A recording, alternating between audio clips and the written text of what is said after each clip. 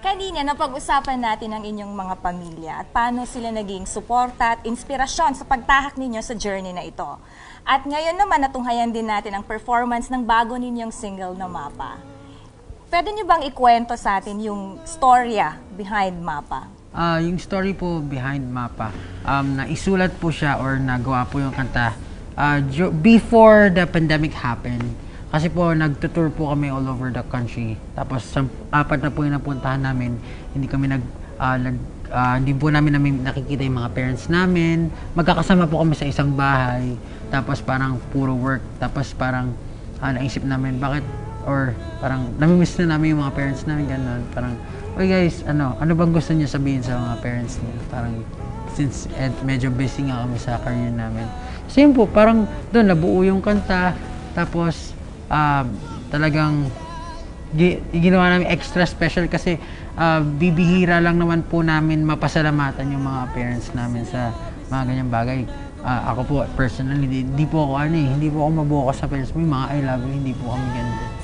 So, ayun po, talagang yung kanta na yun, inalay po talaga namin para sa mga magulang or tumatay yung mga magulang namin.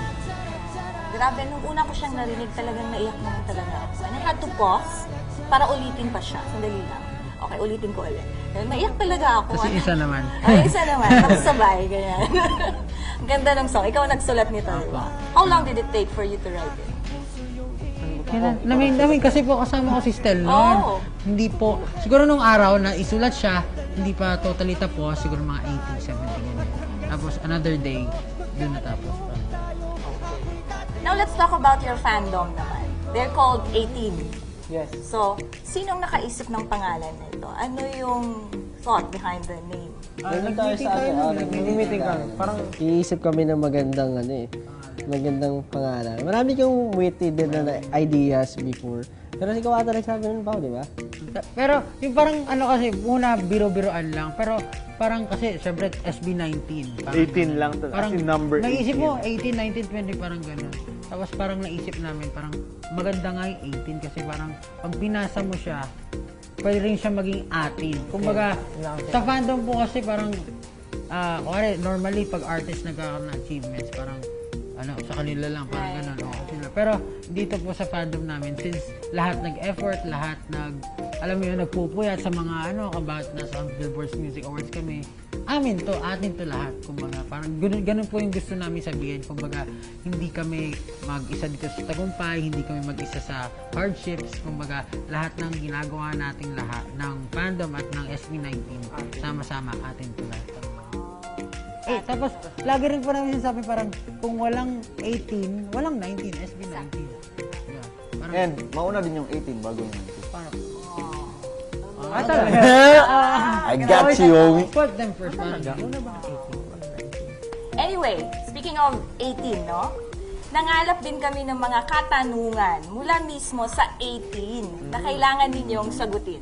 Ito yung challenge natin. Pagkatapos ng seryosong usapan kanina, light naman ngayon. Relax tayo. Okay. At para mas may thrill, bubunutin ninyo mula sa ating mahiwagang basket. Ayan. Ang mga tanong na kailangan ninyong sagutin. Okay? So, first question is for Pablo. Yes. So, pipili ka ng isa. Yan. Galing ito mismo sa 18. Ito po yung question. Yes. Ito yung papel. Ayan, babasahin natin. Dami! Ang dami question Madami talaga, madami Basahin ko na ba? question. Babasahin mo, yan. Hindi, wag ko masabi. Hindi, tatago ko. Pablo, During this pandemic and packed schedules, do you still have time to practice or improve yourselves more? How are you training nowadays? Okay. Ako po ang sasagot nito. Yes, ikaw lang. Ako po, constant naman po kasi ang role ko po kasi talaga ngayon tagagawa ng mga kanta po talaga namin. Ako po yung pare po mag-record kami, ako po yung mag-organize nun para pag i-edit na nung talagang sound engineer, maayos na po lahat. Yung perfect na, kumbaga, yun na yung best take na pwede namin ipasa sa kanila. Ayun, more on making music po talaga yung ini-improve ko. Tapos, how are you training nowadays? These days, hindi po kami masyadong nakakapag-training unlike before na parang araw-araw meron kaming parang tawag dito? Ano tawag doon? Yung physical training, basic May drill training. kayo everyday. Apo, pag nagkikita kami, it's either before na may release yung Go Up, definitely, yung what, meron kaming training talaga, nag-practice kami. Pero po these days, ever since pumasok yung BBMAs and iba pa naming schedules, parang pag nagkikita kami, rehearse lang sa stage for 1-2 times, tapos sabak na agad po. Parang ganun yung nangyayari. Okay, ang ating naman next question ay para kay Josh. Mula Josh. sa 18. Bunot! Okay. Tingko. Tingko.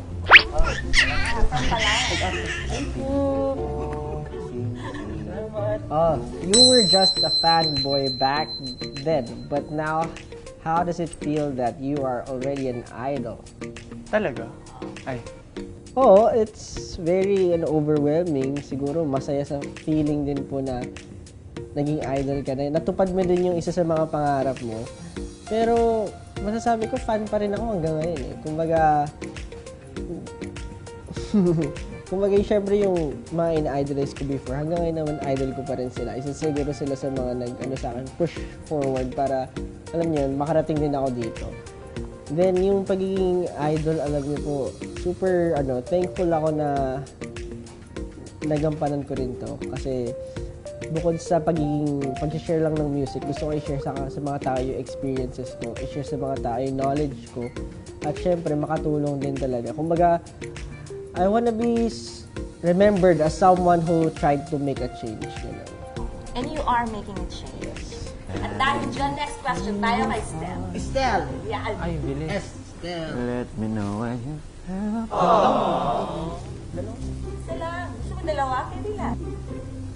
What is the most memorable moment with 18 and SB19 you have?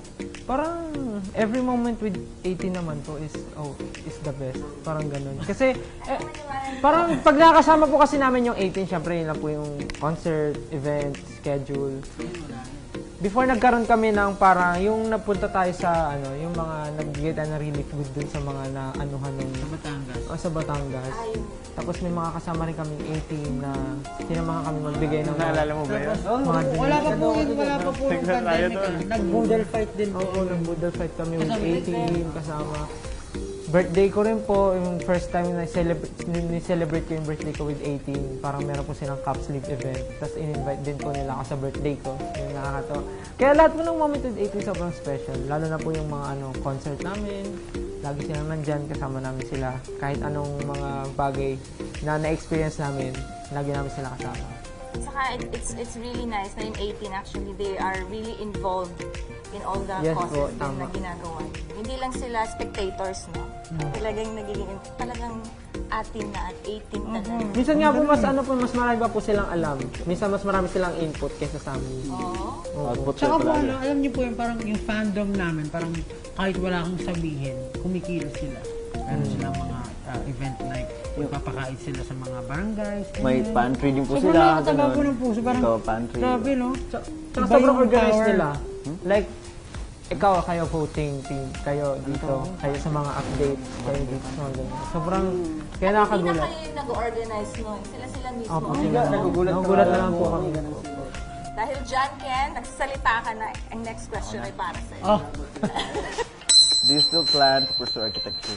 Sa ngayon siguro, naisip ko talaga, gusto ko talaga i-pursue. Gusto ko tapusin. Di ba ka na? Pangarap ko talaga maging architect. Gusto ko makagawa ng sariling bahay na ako mismo yung nagawa. Sa ngayon kasi, wala akong time. Gusto ko naman mag-aral while nasa SB19 ako na busy din kami. Kaso wala talagang time. And hopefully, pag tumatanda, pag wala na talagang ginagawa, ayoko na umasa sa parents ko. Malaki na ako. Okay, last question. Para naman kay Justin. Dear Charo, as the creative director of SB19's music videos, what preparation you did in order to align the concept of your videos in the different national issues that has been happening in our country today? hindi ka essay yan. Siguro po for regarding sa kung ano yung mga issues na meron tayo sa country natin locally, naturally na lang po din siguro syempre kasi kung ano yung na-experience natin, kung ano yung sa tingin natin tama na parang regarding sa issues, syempre parang kailangan natin mapaintindi sa tao na sama-sama tayo dito. Lahat tayo merong, kumbaga po, nararanasan natin to. More of, syempre ayaw natin na parang guluhin kung ano yung naisip nila, but more of like comforting yung tao na kaya natin to, yung mga problema na pinagdadaanan natin, yung mga issues na nakikita natin sa paligid, sama-sama tayo. Kumbaga ganun po. Dahil mahal na mahal kayo ng mga 18, hindi lang mga tanong ang inihanda nila para sa inyo. Meron din silang hamon para sa inyo. Hamon? Hamon. Ayan. Wala. Kakasaba kayo. Okay, ready? Let's go! Okay. Pero bago ang hamon ng 18, ay challenge din ang padayon para sa inyo. It is called Separation Anxiety. Okay. Sabi ni. Gamot pala to, gamot. Kung sino ang matatalo sa challenge na ito, siya ang gagawa ng hamon na inihanda ng 18. Gagawa ka ng hamon, malalaman pa ba namin yung hamon? I will not lost. After ng challenge natin. Hamon? So, in 1 minute, ang gagawin natin, ililipat natin lahat ng to. And then, ibabalik nyo per color. Okay? Kung sino ang pinaka-least ng number na naiwan dito, siya ang winner. Tama ba? Uy, ano yan? Sige, Okay. game na. Uy! When I say 18, You say 19. you say 19 and go. Okay? Huwag na po. Okay. Ready? Get set. 18. 19, go! Go! Naku po, yari. Naku po, may na-shoot na red. May na-shoot ko ako na ano, ibang kulay. What am I gonna do? 30 seconds. Paano po pag nagkamali? Anong gagawin? Ayun! Okay, time's up. Stop. Okay. Okay, judges. Si Pablo yung marami. You weakling! Nakuha mo yung technique, alam ko na mali na mali ako. Ano si Pablo? Hindi ba practice lang po? Practice. Pero, ay, may naalala po ako, merong hindi po nagsabi ng 19 go. Oh, good! Ano ang rules? 19 go and then go. Go ka. Siyempre, hindi ko muna sinabi para... strategy ako eh. Okay, Pablo. Dahil ikaw ang may pinakamaraming naiwan na chocolate dyan sa iyong bowl, ikaw ang gagawa ng ating challenge. At ang challenge mula sa 18 ay, pwede mo bang kantahin ang what in acoustic ng version? What? Akala mo ha? Dinadala ako sa technicalities. Kanina pa eh. No? Ayan, so, Wala na akong balak na tapusin. Di ibig sabihin pag di tinapos ako'y ito na rin. Alam ko na di ako magaling. Got no wish with all of you, please. Destiny to be better rain. Lahat ng aking basura pupulutin laging dala. Kahit saan pa ako magpunta, labas sa lupa aking mga maniwala. Darating ang mga biyaya. Lahat ng nalala. Oh, dahil sa pinating kapulagan, ito na sa wakas. Hirap, para yan ang bandera. Pero, nasa puso na ang tatawa. Ama, sana, ikaw ang amibay. Tawad, bigyan mong matawad. Matawad, matawad, di na magpapatawad. Matawad, kayo ay ang matawad.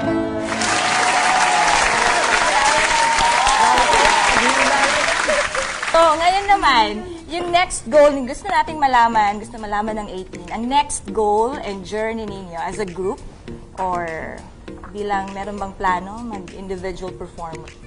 For now po kasi ang inisip po talaga namin for the group, the whole group, magre-release po kami ng first EP namin for this year. Nandun po yung single namin na What and then yung Mapa plus some other songs pa po na hindi pa po namin ina-announce. And first time po namin ipa-perform yan sa upcoming online concert po namin sa July. So sana po abangan niyo po yan. Ang masasabi ko lang po, siguro ano pa ang pwede nating i-describe dun sa mga kanta na ginagawa ngayon? Iba-iba. Ano ba last? Sound fires. Kasi po yun since iba-iba yung personality namin, gusto rin namin parang every time na makikinig sila, the next nila yung song sa playlist, dapat kakaiba rin yung tunog, hindi close to the first one. Parang buhat, diba? Sobrang gigil, tapos biglang Mapa na mellow. Parang hindi expected. May variety. Parang ganun. So, yun, parang roller coaster ride. Yun po yung best description para din sa album namin. So, hingi tayo ng message na ibibigay natin para sa family or sa ating mga fans. Ang 18. Anybody can answer this. 18 sa amin, 18. Hindi na nawawala syempre yung pasasalamat namin sa inyong lahat kasi mula umpisa hanggang ngayon, lagi namin kayong kasama, lagi kayong nandyan para sa amin.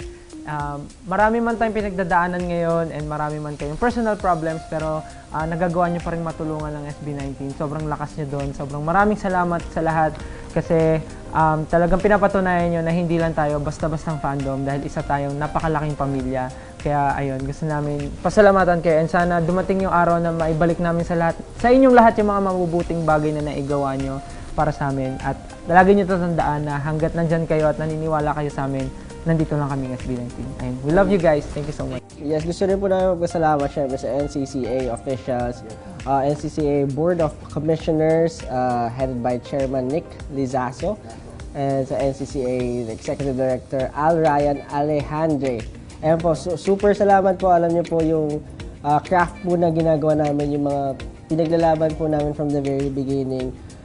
Nararamdaman po namin na sinusuportahan niyo rin po kami at syempre para sa kultura ng Pilipinas at yun nga po sa musikang Pilipino. And syempre po, maraming salamat din po sa inyo, sa lahat po ng nakakatrabaho namin ngayon for this opportunity and itong masayang experience po na ito. Maraming salamat po. Thank you kay Sir Fergie, kay Sir Rene, and kay Miss Annie. Yes. Maraming salamat sa inyo. Actually, sa kayong talagang napakalaking inspirasyon, hindi lamang sa mga nangangarap na maging katulad ninyo, mga idols, mga artista ng bayan, kundi sa lahat ng kabataan actually. Na pag ikaw ay nangarap, nothing can really stop you as long as you believe that you can do it. And thank you for doing this for us. At saka napakalaking karangalan din para sa amin dito sa Padayon. Salamat sa napaka-fresh at light na kwentuhan kasama ang SB19 at maraming salamat din sa 18 na nag-send ng kanilang mga katanungan at challenges. Yung mga tanong na hindi nasagot at challenges na hindi nagawa ay ipaparating pa rin natin sa SB19. Malay natin sa susunod na pagkakataon, mabigyan tayo ng chance na sagutin nila ito o gawin nila.